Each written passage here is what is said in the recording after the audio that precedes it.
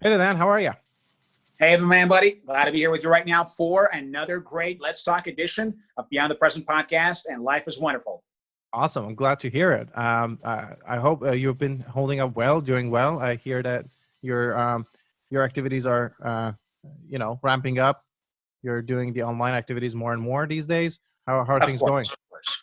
Well, right now, fortunately, I heard some good news in the European Union, actually, that apparently by May 12th, they are going to actually gradually take the measures necessary to open up, basically, the place. And that's very, of course, good, and we like this. But other than that, there's this issue of what they're going to do afterwards and what measures they will take. So I heard, for example, in Vienna right now, they have taken this measure where they will allow anyone to travel to Vienna, but at the same time, they will take a test at the airport. And if you have any problem, of course, they will actually somehow remove that, and they will not allow you to actually either enter the country, or if you enter, you have to actually stay in quarantine for 2 weeks. So these are, I think, very good measures that are now currently being taken, which I think are productive to resume tourism and international business, because I work in this field. And for me, that's very, very important. So that's good news. But of course, in some other countries, things are going a little bit worse. So I actually left Russia, and things got really bad in Russia. Of course, now it's at its worst right now. So we'll see how it goes.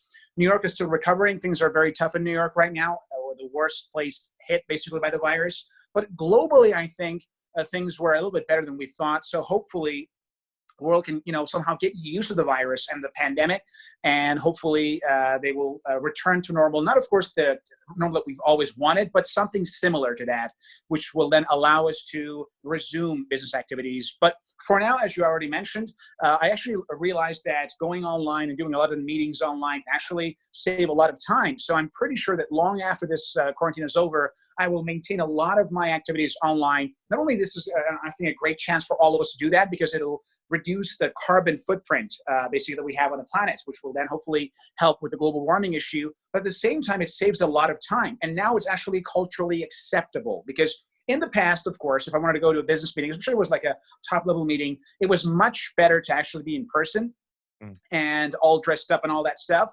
But nowadays, it's quite common to see various senior executives conducting their meetings online at home, basically. And this is, I think, going to be a great change in the future that will allow us to conduct a lot of these meetings online and save a lot of time and reduce the carbon footprint to the planet. Yeah, that's great. I think there are going to be some positives coming out of this, and I agree. This is going to be a silver lining that we never paid attention to this aspect of technology. Very well. And by the way, how are things in Canada right now? Well, they've been steady. I mean, it seems that the control measures have been well responding to the virus, and everything is being quite steady. There's no amount of rise in number of cases in each day. In fact, they're slightly decreasing, not so much visibly, but and Canada has two sides, basically, East Coast and West Coast for the most part. The middle part is very scarcely populated. So it really also depends on which part of the country we're talking about. But So right generally, now, the French-speaking part is the worst hit, or the English-speaking part? Which part? Well, the east part, which is both Quebec and Ontario and the rest of the provinces, are having, I believe, more than half of the cases, and more than half of the statistics basically lies on the east coast of it. But the west coast is also affected very much, like places like Vancouver. But anywhere in the middle, I actually don't know much, but I wouldn't be surprised that it's not really that bad, because it's very scarcely populated, and there's not much, travel to those countries, to those cities and provinces for the most part. Very nice. But yeah, for the most part, I think it's contained to major cities in Canada, which is reasonable. I think that makes sense. And again, it's not too bad. The control measures had a part in it, of course, but we'll see. We'll see how it goes. That's right. It's a new way of living, of course. We have to get used to it and see what happens. Yeah, for sure. It's adapting ourselves to it. Now, for the topic of today, I mean, we had to address, how things are going in general, but this topic has nothing to do with what we've been talking about for the past 4 minutes or so. So today we're talking about rewarding and punishing bad and good behavior So obviously rewarding the good behaviors and punishing the bad behaviors in different aspects of our lives. Now, first of all, Exactly. now one would ask, okay, so I think they're self-explanatory what they are. Rewarding a good behavior being you reward somebody who, again, so this is subjective because we're talking about rewarding a good behavior ourselves. So I guess who's the judge of the good behavior? It would be me who wants to reward it, of course. But in general, we can also talk about it. So one thing is that identifying good and bad behavior. So how do you personally in your life, or you think it should be collectively decided and judged? What is a good behavior and what is a bad behavior? Interesting. Great question. You see, when it comes to determining exactly what it means to consider one behavior to be right or wrong, you should first have a clear, what we call compass.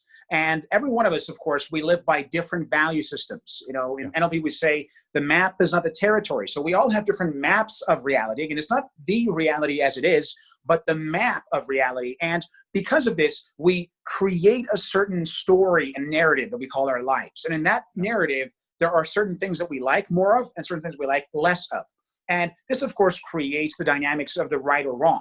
Now, as you probably know, I'm not a huge fan of black and white thinking. That is evil versus good and all of those things, because that's a more old school approach towards making decisions and as well as management. But in reality speaking, still, there are clear boundaries for all of us. And if you don't have any boundary, you probably do not have a very strong character and personality, because everybody who has a clear path in life, then they know which action leads to that and which gets you away from it. So I believe that every single one of us, in order for us to fully clarify what it means to have the right and the wrong in our basically behavior, is to know where we're going.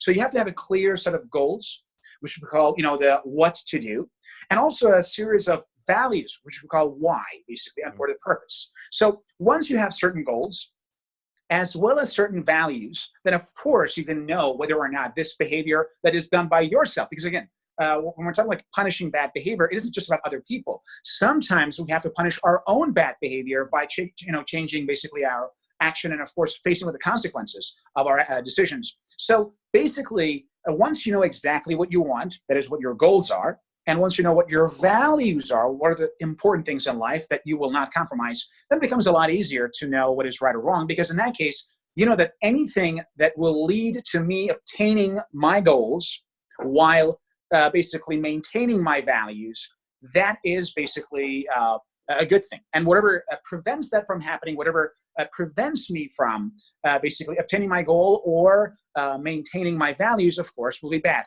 Now, then you have now a compass. You know where your north is.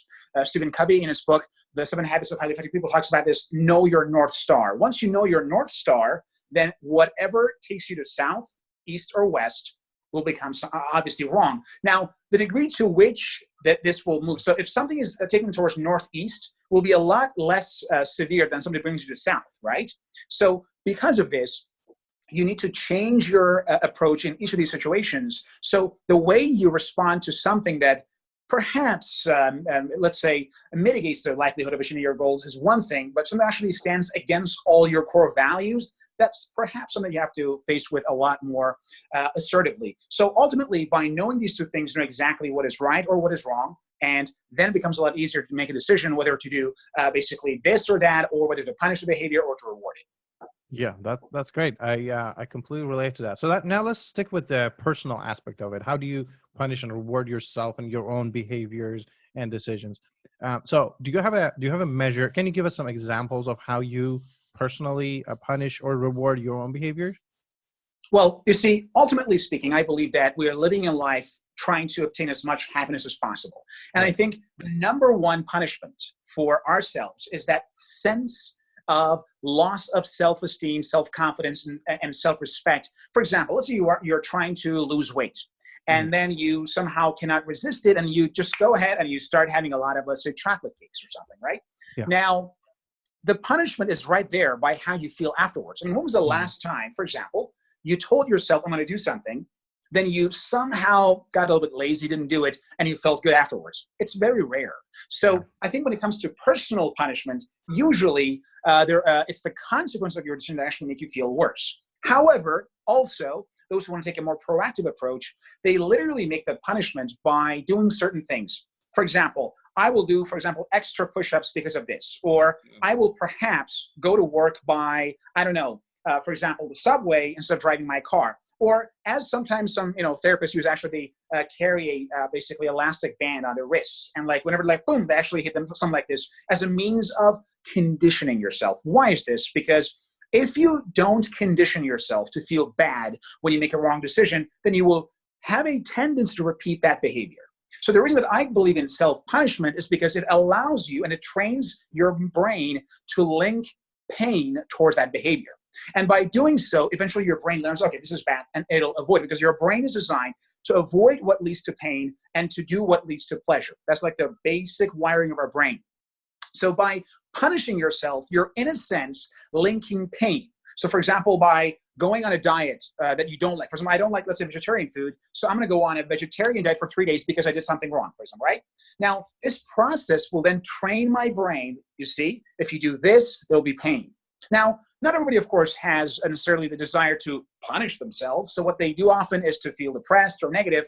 But that, I think, is a more passive approach, which I don't like. I like the more active approach towards life. And that's what we call self-punishment, or simply negative conditioning. So when things are going wrong, when you're doing the wrong things, you condition yourself to feel pain in that case. And that will then train your brain to avoid that behavior at all costs, basically. And this could be done in a variety of ways. For those who, for example, decided to quit smoking, but then got back to smoking, they can actually do the same thing. Those who wanted to go on diet and they broke that, they can actually do the same thing to somehow get themselves back on track and to link pain towards their behavior. And that's called self-punishment. Right. No, that's great. And it makes a lot of sense, obviously. And you're right. Different people have different approaches about this, whether passive or active. It seems that mostly people tend to, if they're doing any kind of punishment, to hinge on the passive. You are one of the people who, as you said, like the more active approach. And I think one other person that comes to mind when you mentioned push-ups, extra push-ups, it reminded me of Jocko Willings. So I think he likes the more active approach. So why do you think, why do you like the active approach more? What about it is interesting to you? You see, I really believe that life is just too short to be wasted on negativity, on passivity, on feeling bad about yourself, feeling down, right? You see, life is a journey. And this journey is going to take us through a lot of adventures and, of course, a lot of ups and downs. And I believe in the fact that to err is human. That is, it's quite normal for a person to make mistakes. Nobody's perfect. Everyone makes mistakes. Everyone. This is kind of like, it's not like about this person or that person. Everybody makes mistakes. Now, some make a little bit more, some a little bit less, but everybody makes mistakes. And because of this, once you somehow learn to take a more proactive approach, you are coming from what we call a growth mindset. You see, we have two major approaches towards thinking: the growth mindset and the basically fixed mindset.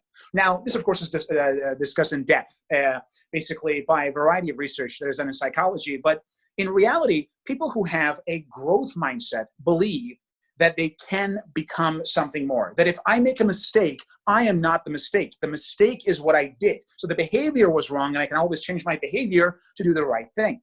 And this growth mindset, therefore, prevents them from feeling down. Because somebody with a fixed mindset, when they make a mistake, or imagine, for example, a boss comes in and says, I asked you to do this right now. Because of this, you have no pay for 1 month, or I will fire you, for example.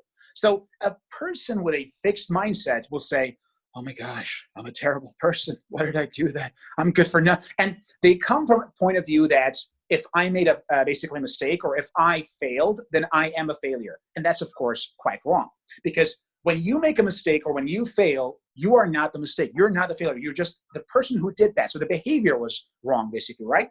So ultimately, a more active approach in life allows you to tap into that, growth mindset, to understand that, yes, I'm a human being. I can make mistakes. I could be wrong. And at the same time, I can always learn from my mistakes and move on. And that's, of course, the success method.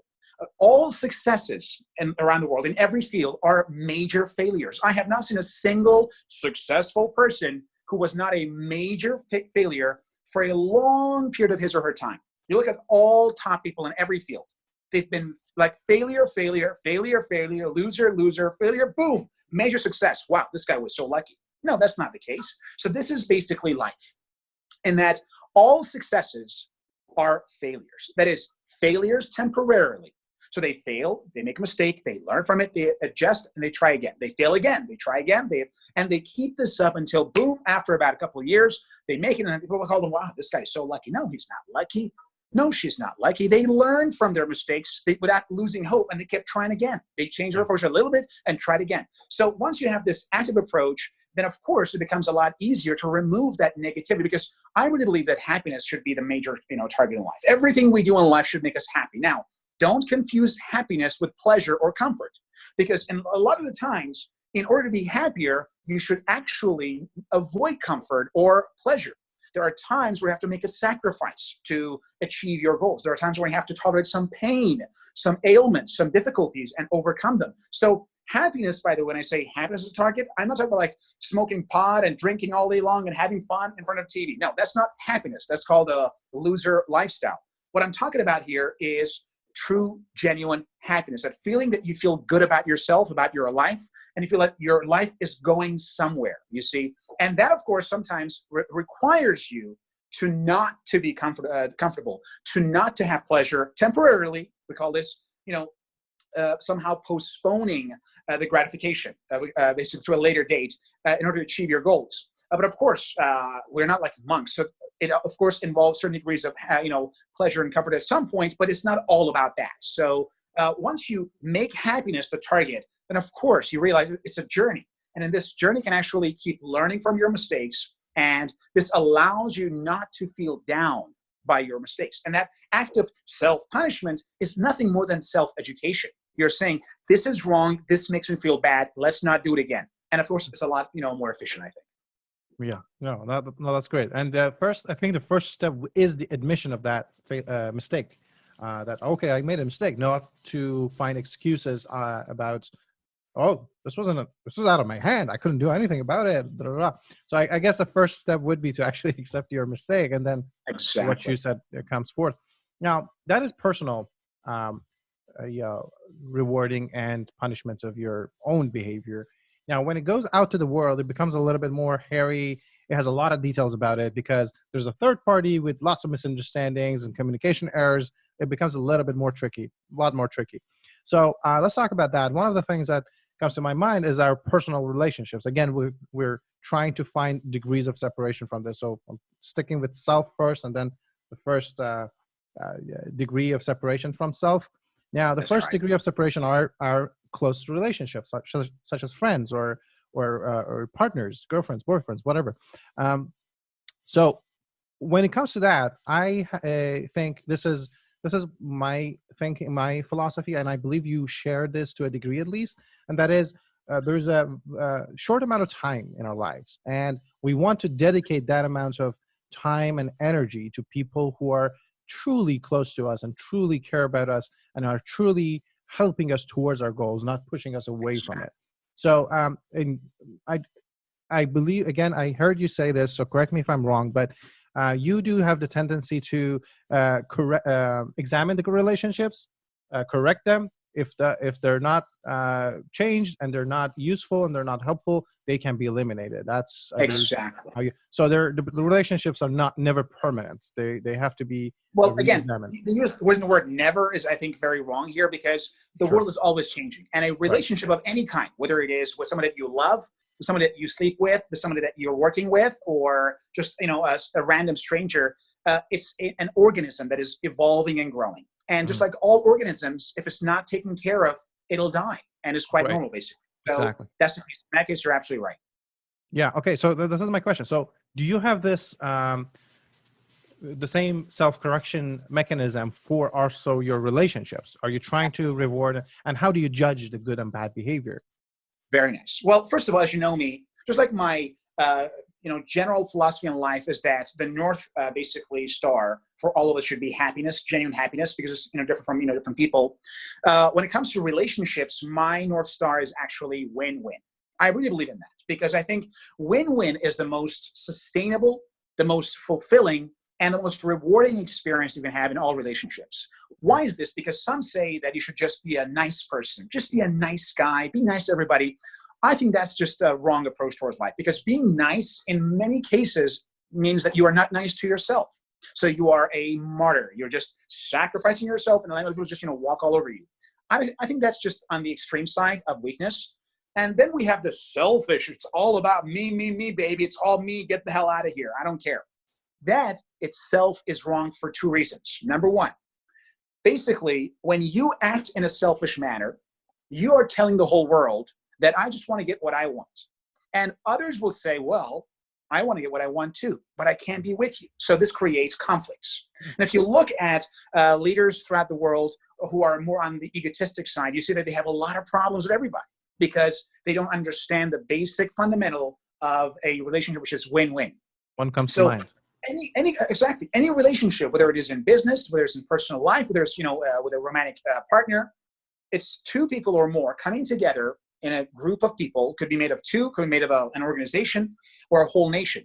And they go towards a common goal, and in their interaction with each other, they will achieve their goals. And this allows both sides to benefit from this. Now, obviously, when you're in a relationship, you cannot always get what you want because it's called win-win. So both sides, they tend to make some compromises for the sake of the greater good and for having that win-win dynamics. Because a selfish person is basically like this. A selfish attitude towards a relationship is, it's all about me. I don't give a damn what you want. So this takes about that, win-win dynamics. So in this situation, basically, you only think about yourself without, thinking about the other person. And this shifts the dynamic towards win-lose. And the person who's at the losing end is not going to be interested to actually keep up with what's the point. And you will lose friends, you will lose contacts, and so on and so forth. But when it comes to win-win, it's sustainable. So because of this, I believe that when it comes to your relationships, knowing what is right or wrong, again, it goes down to your goals and to your values. But in a relationship, it's not just about you. It's also about the other side. It could be one person or it could be a whole nation. And that is, I want to achieve my goals, whatever it is. And I want to help others achieve their goals in the process so that we both can actually get what we want. And whatever prevents, just like, personal affair, whatever prevents you from obtaining the goal or maintaining your values because of the other person is then a behavior that will take away your wins. And because of this should be basically changed. Now, punishment occurs when you realize that you cannot talk it out. Again, for me, punishment is usually the last stage in a relationship. So when it comes to myself, because I can use discipline, it's usually the first thing. But when it comes to other relationships, I have to go a little bit easier on them because they might not be as, let's say, crazy as I am to just change right away. So because of this comes to a dialogue where you explain the reasons as to why this behavior, which is why I believe that we should all share our rules to the world around us. So maybe you have a rule that says you must always be on time, or you must always listen to me when I'm, for example, down, or you must, for example, call me this number of times per day for me to feel loved, or you must actually send me the payments or receipts as early as possible, whether it's like in a business situation, right? So we all have these rules. But unfortunately, because we've been grown up in a society of nice people and nice people thinking, we sometimes are afraid to actually let the person know about their behavior. So what do we do instead? We do what the worst thing, which is called passive aggressive. So for example, I'm upset because of certain behavior of my friend, my girlfriend, my, business partner, whatever it is. And when the person talks to me, I don't say, excuse me, sir, madam, honey, whatever it is. I feel really upset that you did this and this and this. Of course, I really love the fact that you are doing this and this for me, but I feel like if we want to improve our relationship, we have to just remove this part. Most of us, we don't say that. So instead, what do? We just shut out of the whole thing. So we just shut off. It's like, honey, what's up? Oh, nothing. So we call this passive aggressive. Passive aggressive is when you show passivity, but in fact, it's an aggressive behavior to show your disinterest in the person or your problems. And this is a poison to all relationships. I've never seen relationships that can last for a long time that have passive aggressive elements. Instead, what I have seen instead, whether it's in business, between clients and salespeople, or in personal relationships, or even in politics, is when the other side is told what is missing directly. Now, this going to involve short-term pain. But it has long-term gain. So most people do the exact opposite. They go for the short-term gain of not having to face the music and tell the other side that, listen, this behavior is wrong. But at the long term, this will cost them the relationship because the other person doesn't know what their rules are. So the behavior gets repeated. This creates distance, and eventually the relationship dies. And because of this, I believe that the first step, whenever you feel that somebody else is perhaps undermining your values or preventing you from achieving your goals, is to let them know, honey, sir, for example, Mr. President, whatever it is, we have this issue, we have this problem, and this is causing us this. I would really appreciate if we could actually, change this behavior. Now the other person knows what your rules are. Now, let's be honest. Is it everything? I mean, just you tell the guy, no, the guy knows what your rules are, and that's over? Probably not. And in many cases, yes, people listen and everything is resolved. But in some cases, the behavior tends to somehow continue. And in that case, of course, you gradually move on to what we call punishment behaviors, which we use in management, for example, where you gradually reduce your investment in a relationship and the value you offer to that relationship gradually to let the person know that you're actually off. Because now the person knows. And if this time you punish them by removing your investment, by texting less often or sending fewer gifts or not attending, for example, I don't know, her father's, for example, a birthday, whatever, by these little things, the person knows why you're doing that. And this could actually reinforce and bring the person back to change the behavior. Now, then again, as you mentioned yourself, sometimes you let them know what the rules are, you show that you're walking away a little bit and things still aren't changing. In that case, again, like all things, whether it's in business, personal life, you need to leave the relationship because not all relationships are meant to last forever. And failure of a relationship is never something that only one person can be responsible for. So whether it's a divorce, whether it's the end of a business partnership, whether it's loss of voters and being removed from a political party, whenever a relationship fails, it is the failure of both sides. So both sides are responsible. So one person cannot take all the responsibility of a relationship, which means, because that's why a lot of people avoid it. A lot of people avoid leaving bad relationships that are, from my point of view, that are told that they are very cold and unemotional, just because they are actually afraid of leaving and feeling bad about themselves. So when a relationship is actually very cold, for example, and there's no passion, there's no romance in it for a long time. So most couples say, if I get a divorce right now, then I am a failure. And they take full responsibility. But a relationship is a responsibility of all its members. So if it's a marriage, it's for two people and possibly their children. If it's, for example, an organization, it's all the staff involved, you see? And because of this, people should not feel extremely worried that, oh my gosh, I'm now living this relationship, so I have done something wrong. No. Leaving any relationship is your right and probably a responsibility if you are somebody who cares about your goals, if you realize the other person is not keeping up, because it's cooperation. So that victim mentality or heroism are basically the response here. So some people feel like victims in a bad relationship and they stay there because they're victims. Some feel like a hero who have to just save the world and save this lost soul of a man or a woman or a child or whatever it is. And this ultimately prevents from having a happy life because they're in a bad relationship. Because a functioning relationship is cooperative in nature. It is not combative. You're not fighting all the time. You're not sending messages, oh, listen, do this. It's not passive and it's not competitive. You see, because we have 4 approaches in our relationships: passive, combative, competitive, and cooperative. These 3 will lead to nowhere. The last one will always work, right? So run and ask yourself in your relationship, whether it's with your couple, let's say your partner, if you're a couple, whether it's with your friends, whether it's your business partners, is it a passive relationship where I just let the guy walk out and tell me whatever they say? There's a problem here. You can't just be the passive member here. You got to change that. Is this a combative relationship? Always fighting. Listen, you never listen to me. No, you listen to me like this. Is this combative? How about competitive? Oh, I'm better than you at this and this. No, I'm better than you at this and this. No, let me do this myself. This is also very common among couples and, of course, in business. Or it's the real relationship that we call cooperative. It's a cooperative, effort, which is why when a relationship fails, all members should be taking responsibility for this, and not just the person that is walking away. And once you understand this about cooperation, then leaving a bad relationship will not feel so bad after all, because this other person did not follow with their commitments. So if I don't know, if a bank forecloses a house because the members did not make the payments, is it the bank's fault? Of course not. It's both sides' fault. The bank is basically made a huge mistake of giving a loan to a guy with a bad credit. And the guy, of course, who did not make the mortgage payments is responsible for not making the payments, right? This applies to real estate, for example, and credit and all the finance history. The same thing applies to everything else in life, in relationships. So because of this, I believe it's actually okay to leave bad relationships after first repeated warnings and telling what your rules are. And secondly, by implementing some punishments. And if none of them work, then of course, you have no choice but to actually leave the relationship.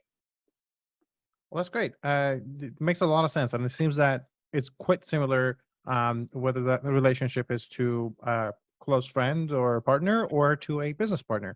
It seems that there are many similarities here. Do you see any differences between closer personal relationships versus business relationships? Is there any difference? Well, again, because the closer the relationship is, the more the element of understanding, empathy, and emotion should be involved. So in a business relationship, generally, you're not as emotionally invested, which means your level of tolerance and your threshold of tolerance is much less. Whereas if you're with, I don't know, your wife or husband that you've lived together for the past 20 years, that's a very different dynamic. However, this rule applies to everything with the exception of the resources that you are willing to put in a relationship. So with a client you just met and you're just negotiating right now, maybe one bad behavior is enough to end the whole thing and never see the guy again because you just met the guy. But with, I don't know, somebody that you've raised a family with, you're probably going to be a lot more, for example, empathic. With your best friend of 20 years, you're probably going to be a lot more empathic, right? So the degree here is just about the amount of investment, history, and the emotional, basically, component of that relationship. So the closer that should be, and the more valuable it is, of course, the more you tend to be somehow, let's say, investing in instructions like, don't do this, it's hurting me, all those things, right? So you tolerate the situation a little bit longer, and you are more willing to spare more of these warning signs, and you fade out of the relationship much more slowly. So with a guy you just met, you could just cut it off immediately after one wrong behavior, and you never see the guy ever again, right? But with let's say a very best friend, this could take a gradual step, basically, right? Where both sides, and of course, generally because of this, so the longer the relationship has gone, usually the easier it is to get back and change the behavior, because that gradual fading out will eventually make the other sides to change their behavior, and this allows the relationship to actually become stronger again because it's history. It has a long history. So the strategy is the same, but the amount of investment and your threshold for tolerating the thing will of course be different. And the more basically invested you are in the relationship, the longer it has been, of course, the longer this whole process will last before it ends. Right, fair enough. That makes a lot of sense. Now, we're basically coming to the end of the show, so I wonder if there's anything we haven't talked about you want to talk about, or is there a summary you want to give? Please. That's right. Well, first of all, I'm going to thank you for this great show. Of course, it's one of our first shows that we actually fully recorded with video, and it's pretty great. So I want to thank you for the topic. Today, we talked a lot about the issue of punishing bad behaviors, not just for others, but also for ourselves. And we talked about the importance of knowing what is right or wrong, and not in a philosophical sense, not in a religious sense, but in a practical sense. And that is basically, I have a goal. That is what I want to achieve, and I have a value. That is why is that goal important? And we decide that if this is the right thing for me, I will then keep doing it.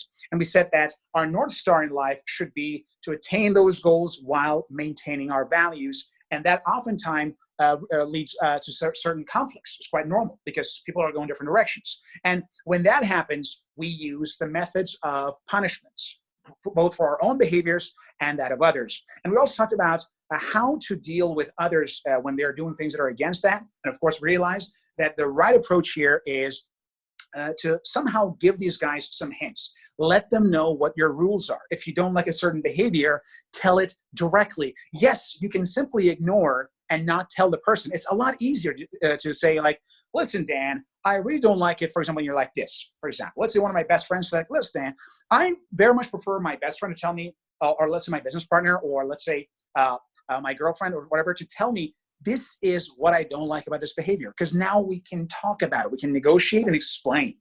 But the worst thing that people do oftentimes is passive aggressive. So they take a passive aggressive stance, that is, they remain passive while being actually aggressive, which then poisons the relationship and reduces its quality and longevity. So the best approach instead is to actually face the music and stop being a nice person and be a genuinely caring, loving person. And instead tell the person that, listen, honey, listen, my man, listen, for example, Mr. Client, prospective customer, this behavior is wrong, or at least for me. And here's the reason why that I'm telling you this. And I would really hope that it could do it this way. It'll be a lot better. Offer the solution. Don't just, criticize, offer a solution. I would be much happier if we could do this instead. And if those, of course, are ignored, you then move on to punishments. And ultimately, there are various ways to punish, but it's nothing more than either removing your investment in the relationship, spending less time, offering less bonuses if you're, let's say, an employer, or less salary. And these are the things you do to let the person know that they are on the wrong path. And of course, if despite your warnings and punishments, the behavior is not changed, not every relationship is meant to last forever. And if it ends, it's not your fault, because a relationship is basically a cooperative affair. So all members are responsible for that failure. And of course, they will take the blame for it as well. And this allows you to have ultimately much better lasting relationship, and of course, to enjoy them as well and achieve happiness and success, which we all desire. Excellent. Now, that brings me to actually one final question.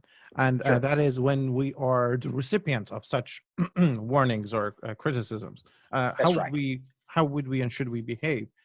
Whether that criticism is acceptable to us or perhaps not, could be realistic or acceptable or not.